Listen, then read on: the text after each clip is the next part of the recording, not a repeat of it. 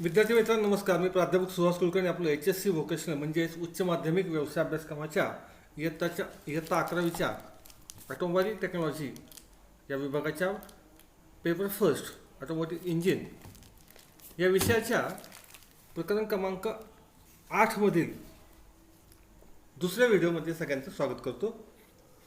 या दुसऱ्या व्हिडिओमध्ये आपण जी माहिती घेणार आहे ती ही इंजेक्टर किंवा ऑटोमायझर अशी. आता इंजेक्टर म्हणजे काय, तर इंजेक्टर हा सिलेंडर हेडवर बसवलेला असून डिझेल इंजिनवर इंजेक्टर देण्याचा उद्देश म्हणजे FI पंपाकडून आलेले दाबयुक्त इंधनाचे सूक्ष्म कणामध्ये इंजिनमध्ये किंवा इंजिनच्या कंबशन चेंबरमध्ये फवारणी करणे हे इंजेक्टरचं मुख्य काम आहे.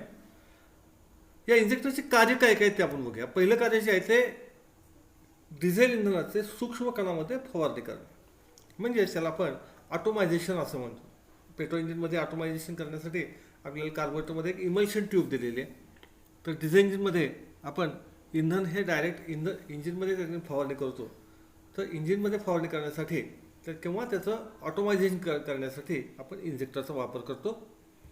त्यानंतर दुसरं जे आहे ते इंधनाची फवारणी करताना कंबशन चेंबरमध्ये सारख्या प्रमाणाने पसरवणे. आता आपल्याला माहिती आहे की सिलेंडर हेडमध्ये इंजेक्टर हा आपण बसवलेला असतो. तर इंजेक्टरमधून जे फवारलं जाणारे इंधन जे आहे ते इंजिनच्या किंवा कंबशन चेंबरच्या कान्याकोपऱ्यामध्ये त्या ठिकाणी ते फवारलं गेलं पाहिजे. म्हणजेच त्या ठिकाणी काय होतं की सिलेंडरमध्ये जळणारं इंधन हे सर्व ठिकाणी एकसारख्या प्रमाणामध्ये जळेल आणि पिस्टनवर पडणारा जो दाब आहे हा सर्व बाजूला सारख्या प्रमाणामध्ये पडेल. तिसरं जे आहे ते इंधन गरम हवेत अशा रीतीने फवारणे की योग्य वेळी इंधनाचे वाफेत रूपांतर होऊन एक जिन्सी मिश्रण तयार होईल. ज्याला आपण कंबस्टेबल मिक्सर असं म्हणतो की जे मिश्रण जळल्यानंतर त्याचे कुठल्याही प्रकारचे अवशेष असे शिल्लक राहत नाहीत. तर आपण एक जिन्सी मिश्रण असं म्हणतो. आता ज्या वेळेला कॉम्प्रेशन स्ट्रोकच्या शेवटी जी हवा तापलेली हवा जी असते त्या तप्त हवेवर आपण इंधनाचं फवारणी करतो. ही फवारणी होत असताना प्रथम त्या इंधनाचं वाफेमध्ये रूपांतर होऊन हवा आणि इंधन यांचं एक जिन्सी मिश्रण तयार होतं आणि हे एक जिन्सी मिश्रण हे लवकर जळतं. मग सांगितल्याप्रमाणे एक कंबस्टेबल मिक्सचर बनतं. त्यानंतर चौथं जे आहे ते म्हणजे इंधनाचा फवारा सुरू होण्याची व बंद होण्याची क्रिया ही जलद होणे. हे ज्यावेळेस इंजेक्टरमधून इंधन हे फवारलं जातं त्यावेळेला त्याचं असणारं टायमिंग जे आहे हे सुरू होण्याचं टायमिंग आणि बंद होण्याचं टायमिंग हे दोन्ही टायमिंग जे आहे हे अचूक असणं गरजेचं असतं. ही या ठिकाणी इंजेक्टरची कार्य आहे. यानंतर आपण पुढे जे बघणार आहोत ते म्हणजे इंजेक्टरची रचना आणि कार्यपद्धती. इथं आकृतीमध्ये तुम्हाला या ठिकाणी इंजेक्टरचा एक क्रॉस सेक्शन दाखवलेला आहे. आता याच्यामध्ये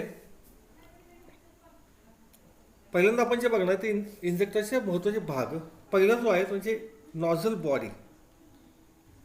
या ठिकाणी तुम्हाला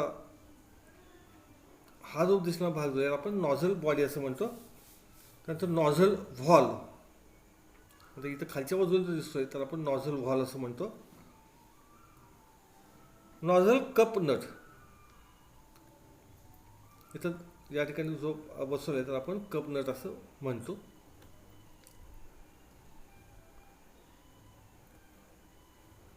त्यानंतर स्पिंडल नॉझलच्या वरच्या बाजूला असणारा जो भाग आहे तर आपण इथं स्पिंडल असं म्हणलेलं आहे.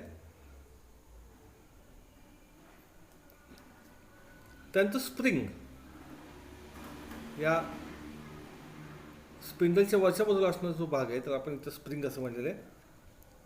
त्यानंतर स्प्रिंग कॅपनट हा इथं तुम्हाला दाखवलेला आहे. हा जो आहे त्याला आपण स्प्रिंग कॅपनट असं म्हणतो. आणि याच्या वरच्या बाजूला जो ॲडजस्टिंग स्क्रू इथं दिलेला आहे आणि त्याच्यावर एक लॉकनट इथं तुम्हाला दिलेला असतो. आणि त्याच्यानंतर एक लीक ऑफ ॲडॉप्टर त्या ठिकाणी दिलेला आहे. आणि हा जो आहे हा फ्युएलचा इनलेट म्हणजे फ्युएल आत येण्याचा मार्ग याला आपण म्हणू. असं या ठिकाणी ही या इंजेक्टरचे भाग असतात. आता ह्या इंजेक्टर नॉझलचे नॉझल व्हॉल आणि नॉझल बॉडी अथवा होल्डर असे दोन भाग असतात. नॉझल व्हॉल हा नॉझल बॉडीमध्ये बसवलेला असतो. हा जो व्हॉल आहे हा या नॉझल बॉडीमध्ये बसवलेला असतो. नॉझल बॉडीच्या खालील बाजूस नॉझल व्हॉल सीट भोवती एक गोलाकार खाच असते. इथं तुम्हाला एक गोलाकार खाच इथं त्या ठिकाणी तुम्हाला दिसेल. या खाचेला आपण प्रेशर चेंबर असं म्हणतो. म्हणजे FI पंपाकडून येणं जे दाबयुक्त डिझेल जे असतं हे डिझेल हे या ठिकाणी या खाचेमध्ये साठतं आणि त्याच्या प्रेशरमुळं या डिझेलच्या प्रेशरमुळे या ठिकाणी नॉझल जो असतो तो वरच्या बाजूला उचलला जातो. प्रेशर चेंबरच्या खालील बाजूस बॉडीमध्ये स्प्रे होण्यासाठी छिद्र असते. इथं तळाला इथं तुम्हाला एक छिद्र असते ज्याच्यामध्ये हा नॉझल बसतो. नॉझल व्हॉलच्या वरील कमी व्यासाच्या भागाला प्रेशर पिन असं म्हणतात. ह्याच्या वरच्या बाजू भागाला आपण त्याकडे प्रेशर पिन आणतो. प्रेशर पिनच्या वरील बाजूस इंजेक्टर प्रेशर स्प्रिंग बसते. इंजेक्टर प्रेशर सेट करण्यासाठी प्रेशर स्प्रिंगच्या वरील बाजूस प्रेशर आयलिंग स्क्रू हा दिलेला असतो. म्हणजे हा ॲक्च्युली इथं आपण ह्याला स्पिंडल असं नाव दिलेलं आहे. स्पिंडलच्या वरच्या बाजूला इथे एक स्प्रिंग दिलेली आहे आणि त्याच्या वरच्या बाजूला त्या ठिकाणी एक लॉक नट दिलेला असतो. तर ह्याचे ॲडजस्टिंग स्क्रू व लॉक नट दिलेला असतो. फ्युएल इंजेक्शन पंपाकडून प्रेशरनं पुरवलेले फ्युएल इंजेक्टरच्या पॅसेज मार्फत प्रेशर चेंबरमध्ये येते. मी मगाशी सांगितलं त्याप्रमाणे या ठिकाणी FI पंपाकडून आलेले दाबयुक्त जे इंधन आहे हे इकडनं येऊन या ठिकाणी प्रेशर चेंबरमध्ये येते. प्रेशर चेंबरमध्ये स्प्रिंगपेक्षा जास्त दाब निर्माण झाल्यावर नॉझल व्हॉल्व हा त्याच्या सीटवरून उचलला जातो. म्हणजे इथे ॲक्च्युली ही जी स्प्रिंग असते तिचं काम काय तर ह्या नॉझलला त्याच्या सीटवर दाबून बसवणं हे या स्प्रिंगचं काम आहे. परंतु ज्या वेळेला आत येणारं जे डिझेल आहे या डिझेलचं प्रेशर इतकं वाढतं की या स्प्रिंगच्या दाबापेक्षा त्या डिझेलचा दाब वाढल्यामुळं हा नॉझल जो असतो हा वरच्या बाजूला उचलला जातो. आणि हा वरच्या बाजूला उचलला गेला की इथलं जे डिझेल असतं हे या क्षेत्रामधून सिलेंडरमध्ये त्या ठिकाणी फवारलं जातं. आता ज्या वेळेला FI पंपाकडून येणारं डिझेलचं प्रेशर हे कमी होईल त्यावेळेला या स्प्रिंगचा दाब वाढतो आणि स्प्रिंग या पहिल्यांदा या स्पिंडलला आणि नंतर हा जो नॉझल जे आहे त्या नॉझलला पुन्हा त्याच्या सीटवर बसून त्या ठिकाणी इंजेक्शन हे संपवण्याचं काम करत असतो. हे अशा प्रकारे या ठिकाणी इंजेक्टरचं हे काम चालतं. ह्याच्यानंतर आपण पुढे जे बघणार आहोत ते नॉझलचे प्रकार. हे इंजेक्टर नॉझलचे वेगवेगळे प्रकार या ठिकाणी तुम्हाला दाखवले आहेत. पहिला जो आहे त्याला आपण सिंगल होल नॉझल असं म्हणतो. इथं जो पहिला प्रकार इथं दाखवला आहे ह्याला आपण सिंगल होल नॉझल असं म्हणतो. ह्याच्यामध्ये फवारणी करण्याला फक्त एकच छिद्र असतं म्हणून याला आपण सिंगल होल नॉझल असं म्हणलेलं आहे. दुसरा जो प्रकार आहे त्याला आपण मल्टी होल नॉझल म्हणलेलं आहे. ह्याच्यामध्ये एकापेक्षा जास्त छिद्र तुम्हाला इथे बघायला मिळतील म्हणून त्याला मल्टी होल नॉझल असं म्हणलेलं आहे.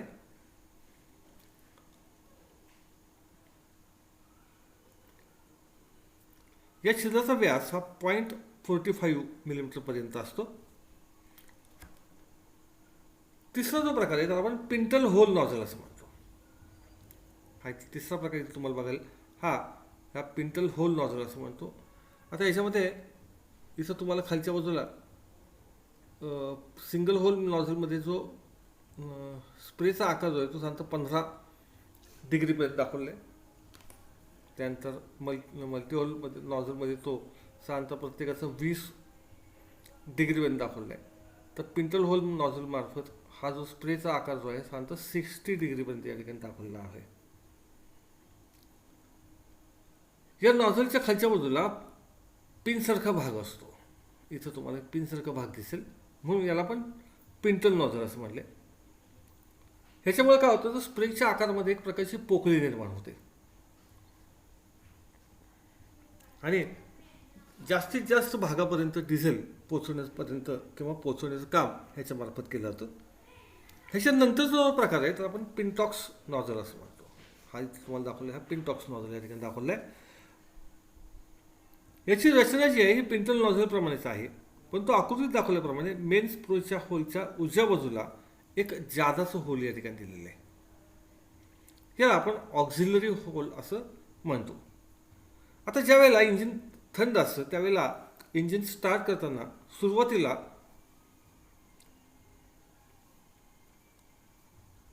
10% डिझेल जे आहे हे या मेन होलमधून, तर 90% डिझेल जे असतं हे या ऑक्झिलरी होलमधून त्या ठिकाणी इंजिनमध्ये फवारलं जातं.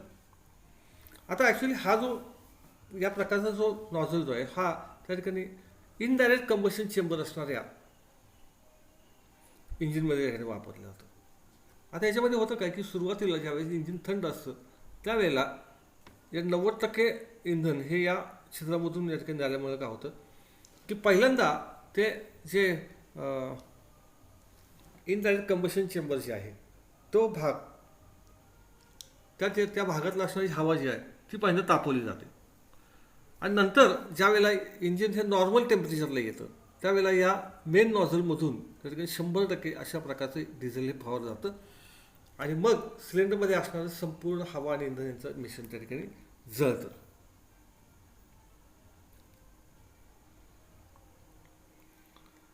या प्रकारचे जे नॉझल आहे हे थंड प्रदेशात असणाऱ्या गाड्यांसाठी किंवा त्या ठिकाणी ज्या ठिकाणी हीटर प्लग नसतात अशा वाहनांसाठी या ठिकाणी हे वापरले जातात. ह्याच्यानंतरचा जो प्रकार आपण जो बघणार आहे तो लॉंग स्टेम किंवा त्याला आपण डिले नॉझल असं म्हणतो. या नॉझलचा व्हॉल्वचा स्टेम हा खूप लांब आहे. ह्याच्यामध्ये आपण बघतोय व्हॉल्वचा स्टेम हा खूप लांब आहे म्हणून याला लॉंग स्टेम किंवा डिले नॉझल असं म्हणतो. तर अशा प्रकारचे वेगवेगळ्या प्रकारचे नॉझल आपण इंजिनवर त्या ठिकाणी बघतो. आता ह्याच्यानंतर आपण जे बघणार आहे ते म्हणजे ऑटोमायझरची तपासणी. आता ह्याच्यामध्ये कुठल्या कुठल्या प्रकारच्या टेस्ट आहेत आणि त्या कशाच तयार केलं जातं ते आपण बघूया. इथं सुरुवातीला पहिल्यांदा तुम्हाला जे चित्र दाखवलेलं आहे हा आहे टेस्टर. ह्या ऑटोमायझर किंवा इंजेक्टर टेस्टर जो आहे ह्याच्यामध्ये ही या टेस्टरची बॉडी आहे. या बॉडीमध्ये इथे एक तुम्हाला सिलेंडर असेल, त्याच्यामध्ये एक पिस्टन आहे आणि त्याच्यावरच्या बाजूला हा एक हँडल या ठिकाणी दिलेला आहे. या सिलेंडर जे आहे हा या ठिकाणी एक पाईप दिलेला आहे. पाईपच्या मागच्या बाजूला इथं डिझेलचा टँक इथं तुम्हाला दिसेल आणि याच्या वरच्या बाजूला इथं एक घड्याळ जे दिसते हे त्या ठिकाणी प्रेशर गेज आहे. या ठिकाणी हे जे प्रेशर जे आहे kg/cm² मध्ये मोजलं जातं आणि याच्याच बरोबर वरच्या बाजूला इथं तुम्हाला एक आउटलेट पाईप दिसेल. याला आपण नॉझल होल्डर असं म्हणतो की ज्याच्यावर हे नॉझल या ठिकाणी बांधला जातो. आता ज्यावेळेस तुम्ही इंजेक्टरची टेस्ट घेता त्यावेळेला हा नॉझल या ठिकाणी बांधला जातो आणि हा जो हँडल जो असतो हा हँडल वर खाली करून त्या ठिकाणी या डिझेल टाकीमधलं पेट्रोल पहिल्यांदा या पंपामध्ये आणलं जातं.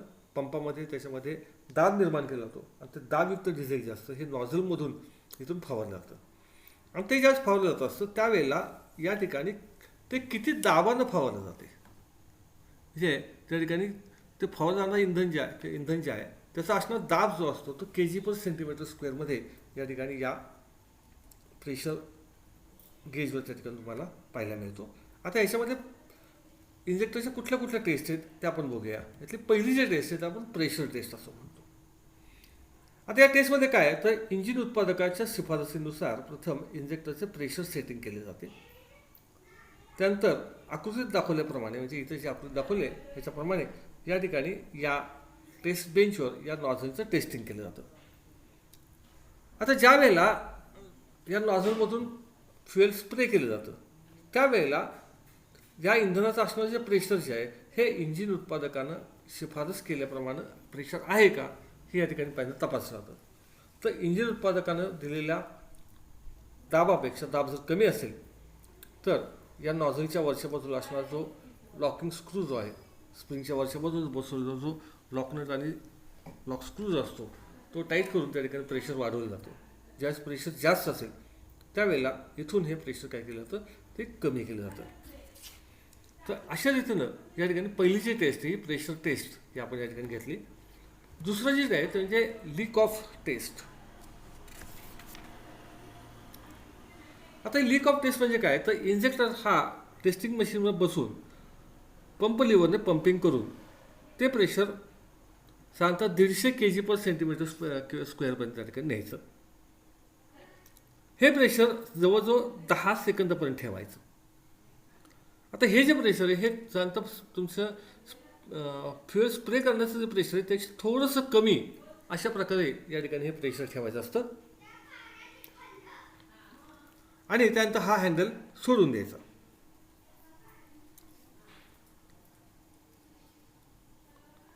आता हे कमी होणारं प्रेशर जे आहे हे त्या ठिकाणी कॅल्क्युलेट करायचं आणि कमी होणारं प्रेशर हे साधारणतः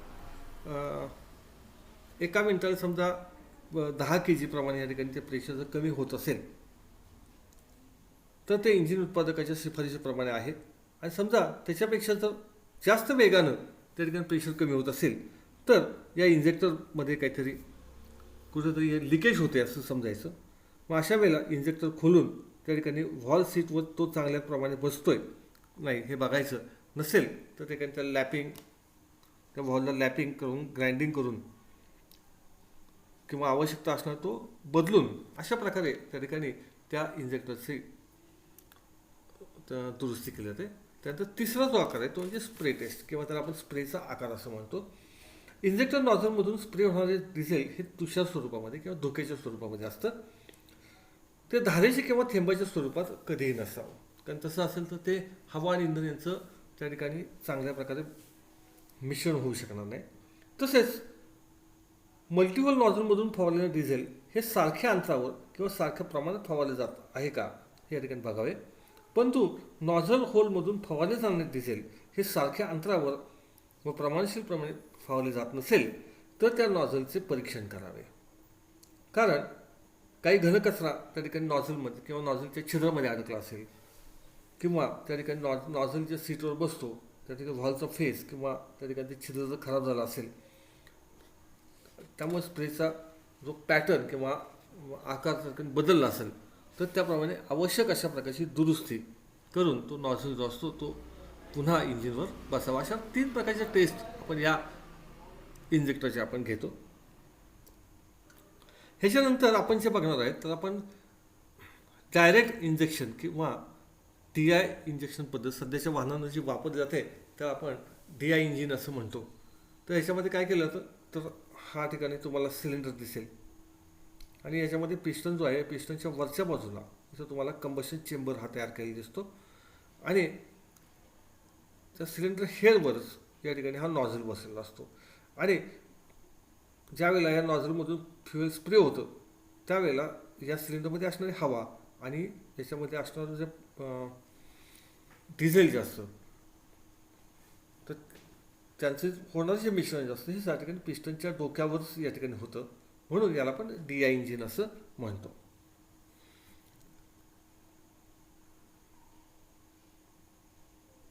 आता या DI इंजिनचे म्हणजे डायरेक्ट इंजेक्शन पद्धतीचे काय फायदे आहेत ते आपण बघूया. त्यातला पहिला फायदा आहे की कंबशनची क्रिया ही सहज व लवकर होते.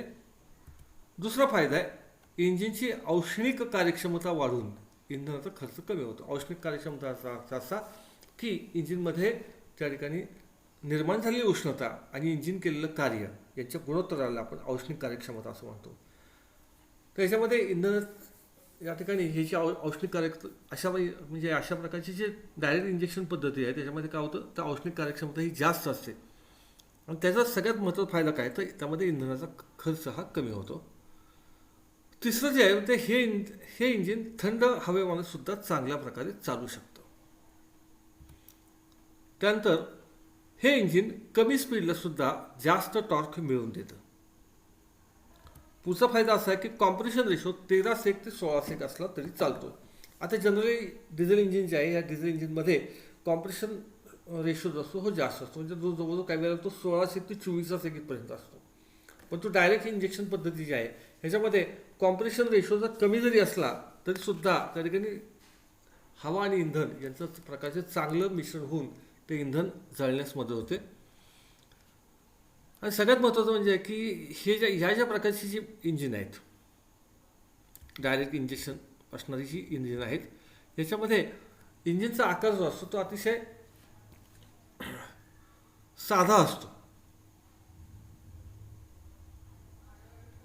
यामुळं त्याचा देखभालसुद्धा तुम्हाला कमी करावी लागते.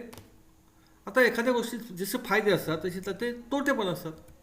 याचा पहिला तोटा काय तर यामध्ये कंबशन चेंबरमध्ये जास्त दाब निर्माण झाल्याने कॉम्प्रेशन लीक होण्याची शक्यता असते. आता डायरेक्ट इंजेक्शनमध्ये होतं काय तर पिस्टनच्या डोक्यावर आपण एका ठिकाणी इंधन हे जळत असल्या कारणाने काय होतं की तिथं खूप जास्त दाब निर्माण होतो. हा जर दाब जर जास्त निर्माण झाला तर त्या ठिकाणी पिस्टनच्या कडेनं किंवा त्या ठिकाणी सिलेंडर हेड आणि याच्यामधून कॉम्प्रेशन लीक होण्याची शक्यता जास्त असते. पुढचा जो आहे तो म्हणजे याला मजबूत व वजनदार पिस्टनची आवश्यकता असते. याच्यामध्ये होतं काय तर पिस्टनच्या डोक्यावर आपण त्या ठिकाणी इंधन जाळत असल्या कारणानं त्या ठिकाणी जो होणारा आघात जो असतो हा आघात सहन करण्याची जबाबदारी ही त्या ठिकाणी पिस्टनची असते. त्यामुळं पिस्टन हा मजबूत व वजनदार असणं गरजेचं आहे. पुढचं जे इंजिनचं कार्य होताना आवाज होतो. आता याच्यामध्ये होतं काय पिस्टनवरच त्या ठिकाणी डायरेक्ट दाब पडत असल्या कारणानं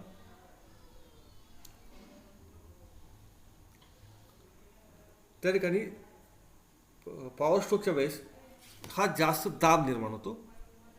त्यानंतर इंजेक्शन प्रेशर हे जास्त ठेवायला लागतं. म्हणजे या ठिकाणी हवा आणि इंधन यांचं मिश्रण किंवा इंधनाचं त्या ठिकाणी धुक्याच्या स्वरूपामध्ये त्याचं जर रूपांतर करायचं असेल तर त्याला त्या ठिकाणी जास्त दाब हा निर्माण करावा लागतो.